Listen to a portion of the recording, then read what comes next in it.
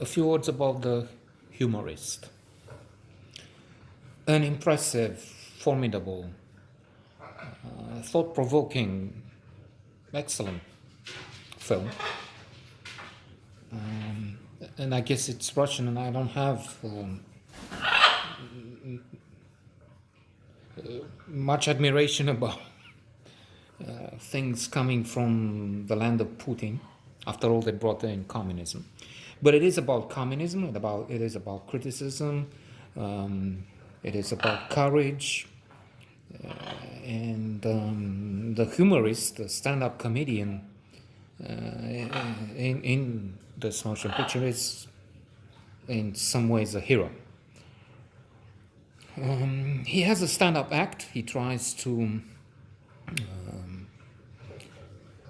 stay within the lines, play within the rules, but he has a spirit that is free, and once in a while he tries and does cross the red line imposed by the apparatchiks, the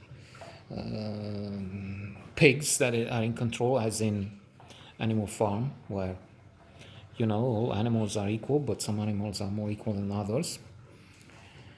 And it is not too humorous, even if it is about a humorist, because there's a depressing atmosphere. There's a society wherein comedians were called in, as it happens, by the authorities, told what to say and what to write. Of course, our main character does have an excellent sense of humor, and he's a rebel with a cause, not a rebel without a cause, as in the James Dean movie, the classic. So, for instance, that he has admirers, and especially women that like him. And one at the beginning, he insists on the autograph the book, and he says that asks your name, Olga, your daughter, just inventing, Petra. And he acts like as if he writes a dedication for both of them. He wanted to know but when the woman looks, and he drew a penis in instead of a dedication. So he is quite naughty, to say the least. It's also about racism. He's Jewish. He had to change his name. And for instance, at one point he writes a new monologue, some new material. His friend and something like an agent, if that worked in the Soviet Union, says, well, look, you can't, if it's not allowed, well, I need something new. Okay, let me read. So it says, Cosmonaut Leibovich. I don't have, but it's clearly a Jewish name. And the joke is already an impossibility. You had to deal with impossibility. No, you had to. Once in a while, there was humor in the absurd. Maybe all there was this, the humor of the absurd. As in Eugene Ionesco, Rhinoceros. You look out and you see rhinoceros on the street. Because it was an absurd society. You had leaders like the Americans, in fact, now have.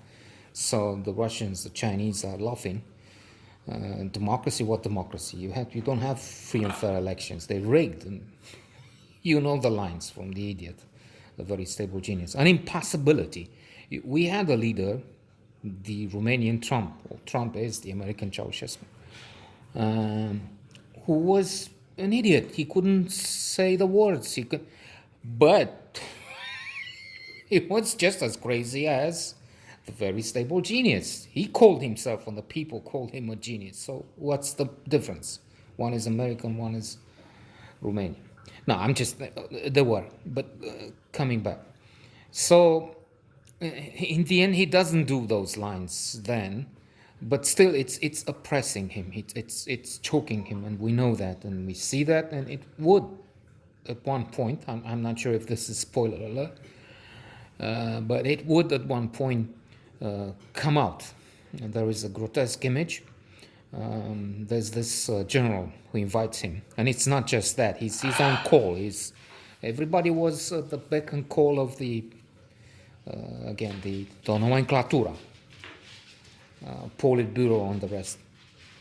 So once it's for let's say a nice sort of a noble purpose, because there's something going wrong with the cosmonauts in space with one mission. Not that they ever say about that. As a coincidence, I've seen another movie happening in the same disgusting era of communism in Russia. Well, it's not gone. It's in China, and there are people in the West foolish enough, because you can have the extreme left, which is stupid, that talk in terms of socialism. Bring in, I mean, I'm sorry to say, but Bernie, the idol for so many, had his honeymoon in Moscow in the communist days, and didn't get it. I mean, didn't see it. Anyway, so they don't say anything, but there's something going wrong. So one of they allow them whatever they want. One wanted to listen to a quartet. They got in the middle of the night, termina, musicians, and another one wanted to listen to our humorist. So they wake him up in the middle of the night. The KGB take him to the airport with their Lada or whatever car they had, the Volga. And he's alone in the plane, because they could commandeer everything. And he talks to this cosmonaut in space. They don't say anything about it. They say, oh, they landed well, and it might not be. I started saying, but then I got again distracted. Yes, there is a movie I noted a few days ago about it, Sputnik, in which something happens. There's an alien on the ship. It's science fiction, but taking place in the Soviet days. And the cosmonauts, one is killed, one is infected, is in fact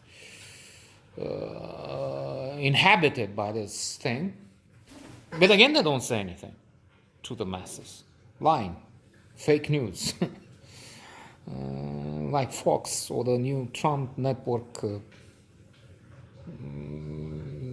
news or something. They say he will make something out of this to make money. That's his goal. Only he loses so much. What an idiot.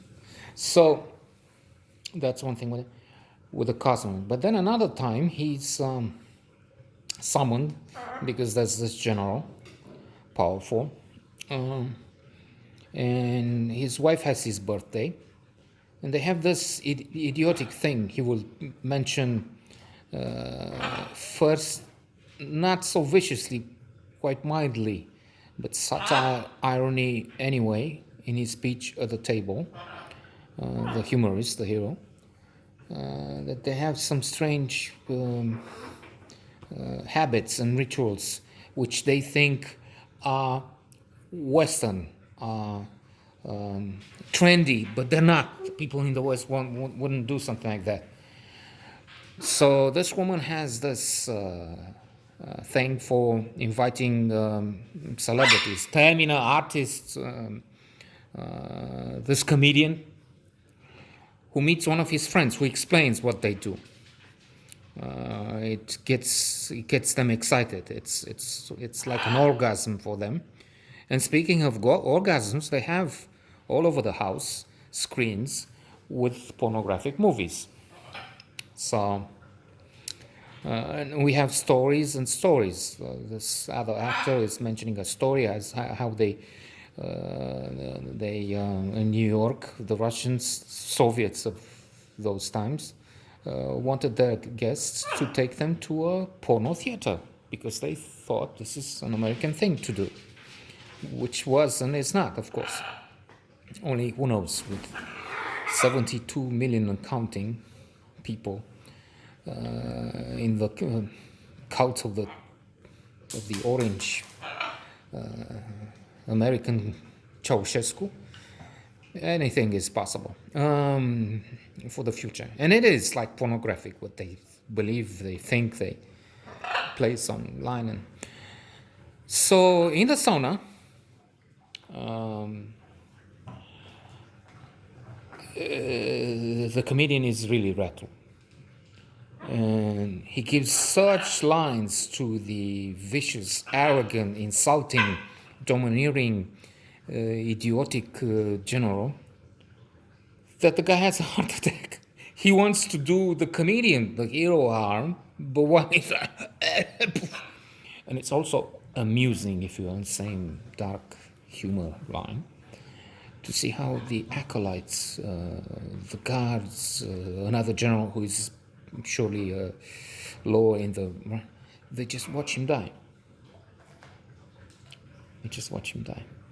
Don't lift a finger to help him to potentially save the general.